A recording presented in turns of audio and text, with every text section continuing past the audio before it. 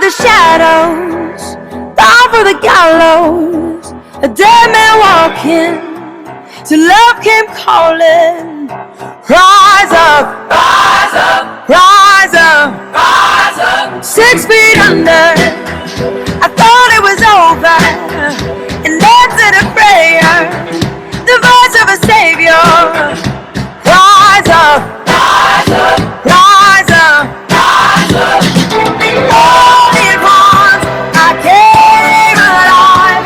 This beating heart, these open eyes, the gold let go, the darkness should have known. You're still rolling strong. You're still rolling, rolling on. You're still rolling strong. Welcome. I'm glad you are joining us again this week. This is a time of summer, and one of the things I'm reminded of is one of the great blessings and benefits being online has created for us. And so whether you are watching in your regular location, or you're at the cottage, or maybe even at a campsite, or you're out of town, we are so delighted that we can continue to connect with you. Those that maybe call Paris and the surrounding community home, or those of you that are further away, we want to continue to connect with you and learn how we can grow in our faith together. This week we are beginning a new series, our summer series called Barbecue, Big Bold Questions. And we're going to hear from different people addressing some of the bigger questions that we face in life, questions around faith as well. This week, Leah is going to kick it off with the question around purpose of what the heck are we doing here anyways? Maybe you've struggled with, how do you spend your days? What is the purpose of life? We all come at it from different places. And so hopefully the words that Leah shares with you will help you better understand God's purpose for you in your life and help you to take that next step. Listen, for some of you, that next step may be coming to a place of saying, I want to get more involved with the community here in Paris. If you want to get involved, there are going to be great opportunities, particularly as we get closer to the fall and we re-engage in so many of our ministries that have either slowed down or had to stop completely. Ministries with youth, with kids, with seniors, with outreach opportunities.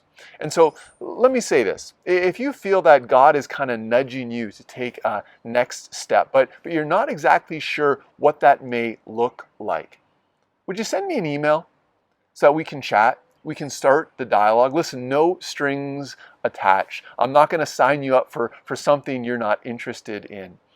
But I believe one of the ways that we really see the purpose of God at work in our lives is we join with Him with what He is already doing. Well, that's it for me. We're going to jump into some music, and then Leah is going to kick off our new summer series. So glad you're with us. Hope you continue to join us throughout the summer. Have a great rest of your day.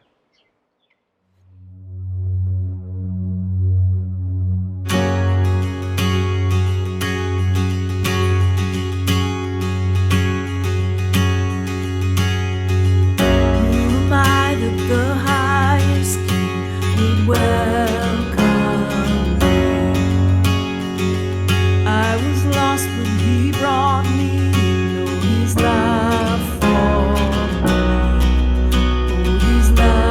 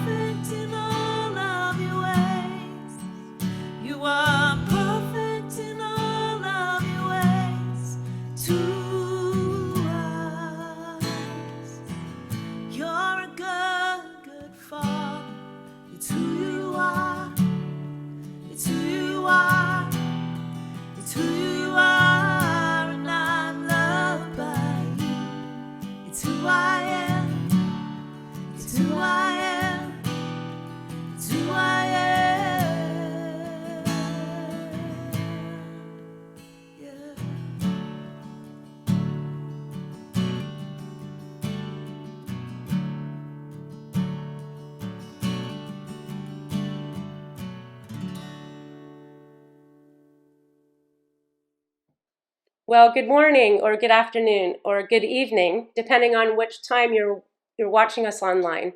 Welcome. My name is Leah Broomfield.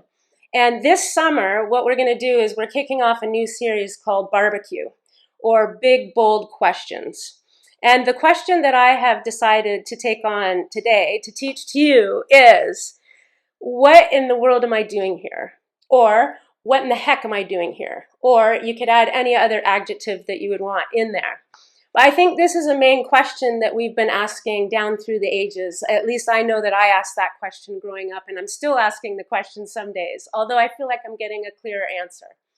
So I want to share with you, I feel like in some ways, many of us are asking an identity question of who am I? Or why am I alive? Or what is my real purpose? Why am I on planet Earth, basically? So when I grew up here in Paris, Ontario, it was a very small town at the time. There was only about 7,000 people. And it was very monocultural. It was very white. And I can remember there being only one Asian in my entire high school at the time. And over the past 30 years, I've been traveling around the world, and I've had the opportunity to go to 50 different countries or more. And it's in that I've realized that I love different cultures, and I love people, and I love learning from different ethnic groups. And I think one of the things that we think when we're growing up is, well, I'm the best because I'm a woman, or I'm the best because I'm white, or I'm the best because fill in the blank. And I've learned over the years that if you think about our world today, many of the world wars that happen, or many of the different conflicts, or even many of the different discriminations that go on are because usually an individual or a group of people or even a nation think, oh, we're the best, or I'm the best, or I'm better than you. And you can really even drop it down, and really what we're saying is, I have more value than you. And so over the years, I've just loved that, especially coming back to Paris now and seeing that we're growing. And I know that's quite painful when you're a small town and we might become eventually a city. But what I'm loving about coming home is that I'm noticing that we have different ethnic groups here. And I love that because the diversity is incredible. And I know that I've been able to learn. And so I'm excited to learn from all of these you new people in our community. So what I want us to do is I want to jump into scripture today, and I want to start in Genesis chapter 1, because it's there that God is the one that tells us what in the heck we're doing here. And so let me just kind of get you into the biblical narrative a little bit. So the story begins where God is, and he always has been, and he's there, and he begins to create. And so he's creating. So he speaks, and he creates, and he says, let there be light.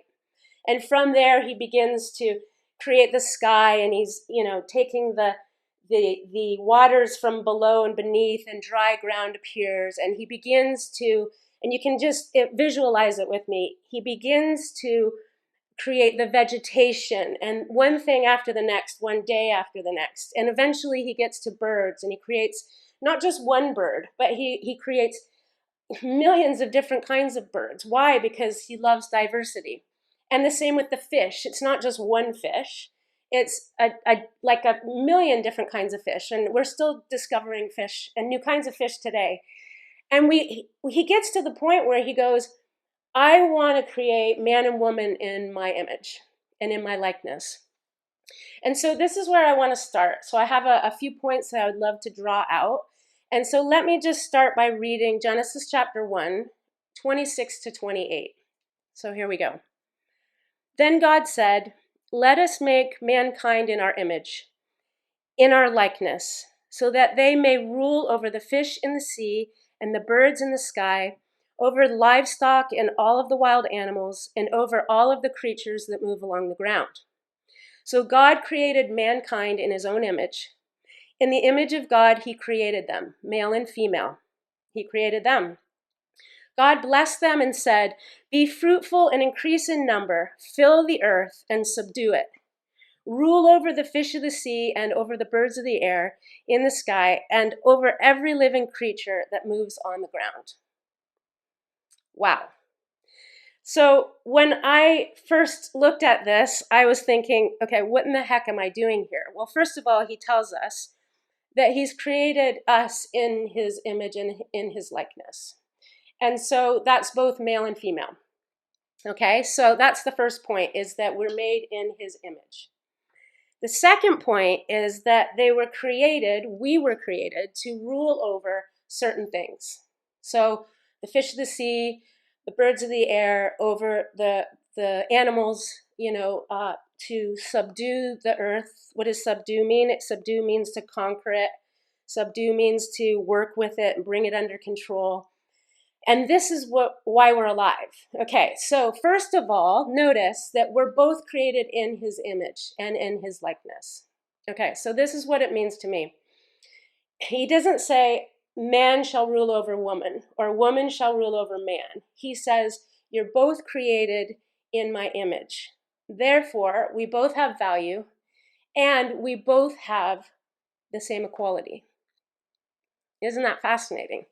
So if we begin to rule over one another, then that's called slavery. And so this is why I started going, whoa. And so if you look at our world today, like I've traveled around so much and you see so many women that are discriminated against, men thinking, well, I'm better. And then women rise up and it becomes the other way around, like, no, women's rights. And I'm just going, no, right there from the very beginning, he's saying, you are both created in my image and likeness. So, wow. And then secondly, he says, I want you to go out. I want you to have lots of babies, and I want you to take over the world, and I want you to cultivate it, which also means, basically cultivating means that you're preparing the ground for crops. You're getting things ready. You're cutting your grass. You're making things look beautiful. Why? Because God is a God of beauty, and he loves beauty, and we're made in his image. And so I just get so excited when I look at Genesis. And so one of the things that I want to talk about as we look at who God is out of Genesis and throughout Scripture, but we see who he is as Creator God. So Creator God, he is the great scientist. Okay, so when we study science at school, we're getting to know who God is in every area of life. We're going, oh my gosh, he created the ground, and we study things about agriculture, and he created this and he created that. And this is who we're getting to know, is the great scientist. We're getting to know the one that is the one that basically wants us to be whole and healed, because when we are whole and healed, then we don't have to have prevention, because he wants us to be preventative, but he is the one that really gives us the healing that we need.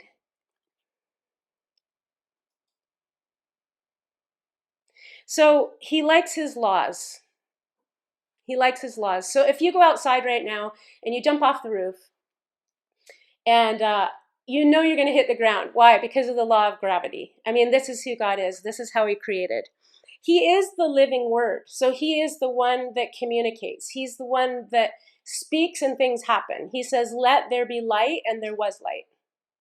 He says, let there be sky, and there's sky. And so because we're made in his image and his words are powerful, our words are powerful. That's why we know, like, if we cut someone down, then it's really hurtful. Or if we bless someone or lift them up, then it's really helpful. It's because our words are powerful. And he is not only the living word and the great communicator and the great scientist, but he is the God of beauty. He is the great artist. He's the one where when you wake up in the morning and you see the sunrise and you see that, there's a million different colors and it's just the God of beauty. This is who he is. Or a sunset. He is the God of beauty. And it's in art. Like if we were to go to school, we're studying who God is in the laws of aesthetics. So aesthetics, like I'm a musician, and if you sing a bad note, then you know that you've broken a law. And you can tell when someone's a bad singer. Why? Because they're not operating within his laws. And so he is not only the God of beauty, but he's also the God of all wisdom and all knowledge. This is who he is. He is the great teacher. So why do we have education? It's because, again, we're studying everything that he has created. He is the greatest teacher. When I traveled a lot into Africa, I noticed that a lot of kids couldn't go to school. And so it's God's desire that we all have a chance to have an education. And we go, well, of course, in the Western world, we all get to go to school and it's just normal and this is what you do. But the reason why is because God has a passion and a desire for every kid on planet Earth to become the greatest that they can possibly be in their potential, the greatest that they can possibly be with the giftings that he has given them. And this is why it is important that we go to school. He is the God of mercy and forgiveness. So he would hope that we didn't sin or do bad things, but when we do, because he is the great high priest, he invites us in and he says, I forgive you. So, and if you can't be forgiven in the church, like where else can you be forgiven, right? So I'm just thinking, no matter what we have done in life, he invites us in and he says, I love you and I forgive you. Why? Because again, we're made in his image and in his likeness. He's the God of goodness. He is the great, you could call him the great economist. He's the one that is our provider. And he's the one that, again, we work with the laws of agriculture that God has put in place, because obviously if we plant a seed in the winter, in the snow, it's not going to produce anything. So it's here that we get to understand that if you plant in the spring and you harvest in the fall, then you don't eat all the food right away that you harvest, do you? You usually store it up for the winter. And what happens if you don't store it up for the winter? You're going to starve. And so this is where we get even the very foundations for business and economics is, of course, we plan ahead for the future. And if we don't plan ahead for the future, then we end up in poverty. And he's also the Father. So again, here he is, Father God, Father, Son, and Holy Spirit, creating us in his image. And it's here that we find unconditional love. So that's why family is important, because a mother and a father with children are meant to give unconditional love to their kids as Father God does. And I know it's quite painful for some of us because we might have grown up without a father or a mother, or maybe you didn't know your father or mother. But that's why it's so wonderful that, again, God calls us to himself, because he is a father. And I just wanted to point out, too, that he cares about all of us being able to eat every day. He cares about each of us being able to have shelter. So again, when you see places in different parts of the world when people literally don't have food to eat, and they literally don't have shelter, and they literally do not have like even a job, they don't know the God of goodness. The God of goodness is the one that wants to provide. He wants us to have jobs. He wants people to have food. He wants people to have clothing and be able to send our kids to school. And this is who he is. And so, and last but not least, I want to talk about the God of justice. So he is the King of all kings. And it is here that we see him. I'm thinking about, there's so many issues in our world today that are justice issues.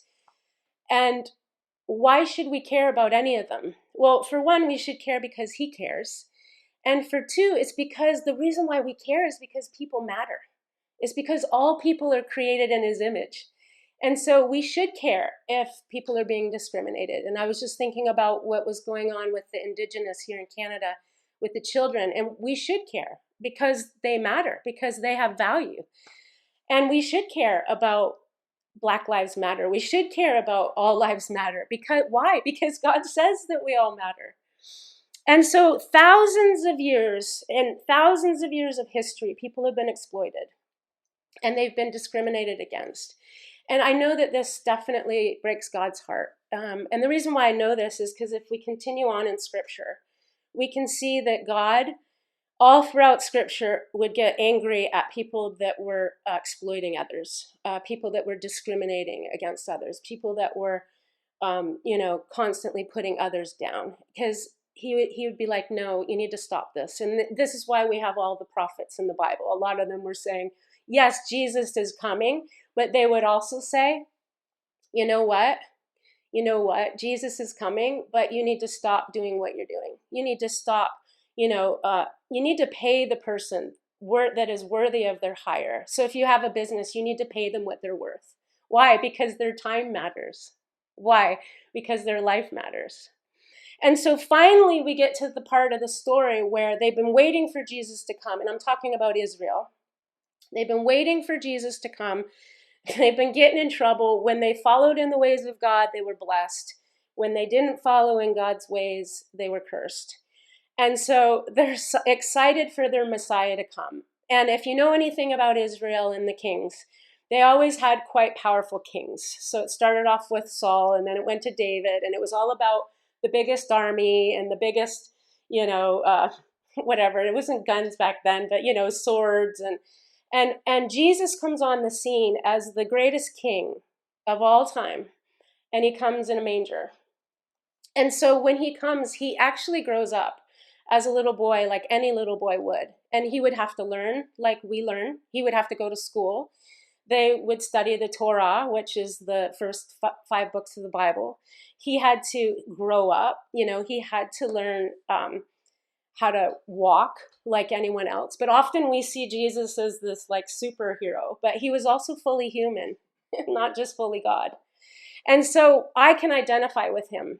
And so what he does is he comes on the scene, and later on, he was in business for a while, he's making things. But later on, he starts talking about loving your neighbor as yourself. And I want to read a portion of scripture here. In Matthew 22, 37 to 39, Jesus is replying to people he's talking to. And he goes, hey, love the Lord your God with all your heart, with all your soul, and with all your mind. This is the first and greatest commandment. And the second is like it. Love your neighbor as yourself. Okay? Now, I don't know about you, but some days I don't really love myself. I struggle with loving myself. And I started thinking about this, and he continues to talk about it, loving your neighbor as yourself. And I'm going, wow, how do I love my neighbor if I really don't love Leah? How do I love my neighbor? Because I can tell you right now, it's really hard. If I don't understand my value in God, if I don't understand that he loves me unconditionally and that I need to love myself, then how am I meant to then go, okay, my neighbor has value. My neighbor, I need to love my neighbor because they're valuable. They're made in God's image also. No matter where they're from, no matter how bad they are, God still loves them. And so he brings this really strong message that is quite challenging, and I still think it's challenging to us in our day today. So you might ask, well, who is your neighbor? And it depends. It could be your neighbor next door, or it could be the guy down the street, or it could be new people moving into town, or it could be, go on and on, people in Canada. But we all are created with giftings. And so what I want to do is I'm just going to tie in right here at the end.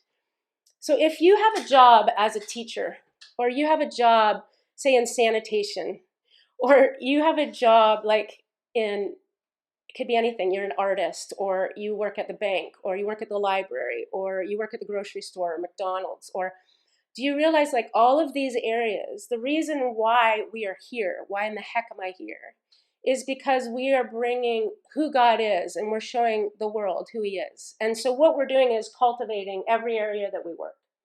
So he sets us off in Genesis 1 with a job, with a mandate. Go do this. Go conquer. Go work your job every day for my glory. Shine your light as bright as you can shine it. And the reason why is because this is who he is. So he is the great teacher. He is all of these things. And so what we're doing is we're living out exactly how he would live out. So when Jesus was here, this is who he was. This is how he lived. And so, and we each have giftings, of course, and we're all have different giftings. And so I just wanted to pull it out where you realize that every morning when you wake up, you go, first of all, I have value. Second of all, why? Because God says. Second of all, not only do I have value, but I have something to do today, and what I do matters. And that's what in the heck you're doing here. What you do matters. We need food in a grocery store. We sometimes need a McDonald's drive-through, although we don't want to eat that every day, do we? Or it'll kill us. But we need that sometimes just because we might have had a busy day. Or we need people that can come and cut our grass because we're away. Or do you see that all of this is bringing back order, beauty, and abundance to a world that became fallen after the fall? And we'll get into that at another time. That's a different message. But I wanted to leave us with this one last thought this morning, or this evening, or this afternoon. The reason why we care about trees, or the reason why we care about recycling, or the reason why we care about animals is because he does. And not only that, but if you think generationally, like our kids and their kids and their kids, they all have to live here.